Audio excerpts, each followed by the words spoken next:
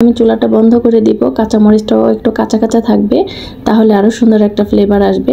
মানে সব কিছু মিলিয়ে একেবারে রেস্টুরেন্টের চাইতেও খুব ভালো হয়েছিল আমার এই ফ্রাইড রাইসটা।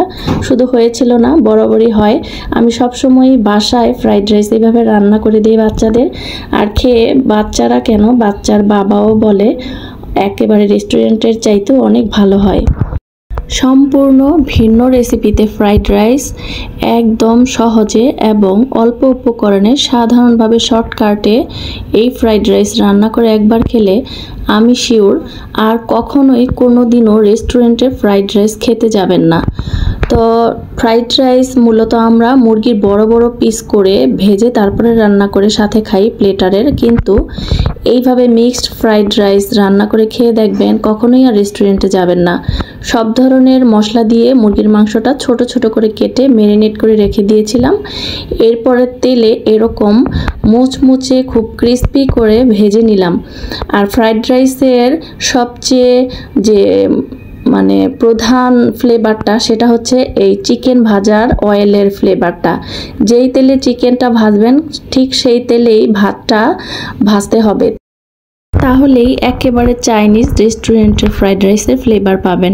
তো ঘরে থাকা সবজি আমি কুচি করে কেটে সেই চিকেন ভাজা তেলে ছেড়ে দিয়ে নেড়ে চেড়ে এখানে পরিমাণ মতো লবণ দিলাম, আর 1 টেবিল চামচ পরিমাণ গোলমরিচ দিয়ে দিলাম। আর মশলাগুলো একটা একটা করে অ্যাড করব, আর আমি একটু নেড়ে চেড়ে সবজিগুলো তেলে ভাজবো।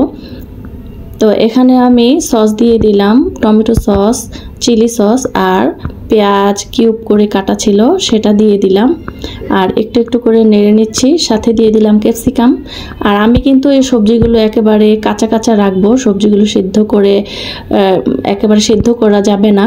সবজিগুলো ফ্রাইড রাইসের সাথে যখন দাঁতের নিচে পড়বে একটু কচকচে থাকবে, তাহলেই কিন্তু একেবারে পারফেক্ট ফ্রাইড রাইস।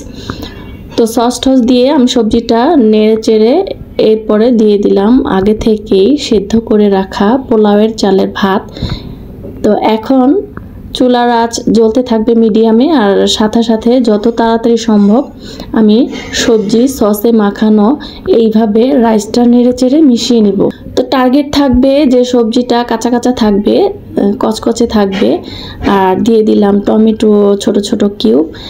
এটা অপশনাল, মানে ঘরে থাকা সাধারণ উপকরণ বলতে ঘরে যে যে সবজি আছে সেগুলি ব্যবহার করলে চলবে, আর সবজিগুলো কাঁচা থাকতে হবে। এখন ভেজে রাখা চিকেনগুলো দিয়ে দিলাম, আর দিয়ে দিলাম কাঁচামরিচ। এখনই আমি চুলাটা বন্ধ করে দিব, কাঁচামরিচটাও একটু কাঁচা কাঁচা থাকবে, তাহলে আরও সুন্দর একটা ফ্লেভার আসবে। মানে সব কিছু মিলিয়ে একেবারে রেস্টুরেন্টের চাইতেও খুব ভালো হয়েছিল আমার এই ফ্রাইড রাইসটা। শুধু হয়েছিল না, বরাবরই হয়।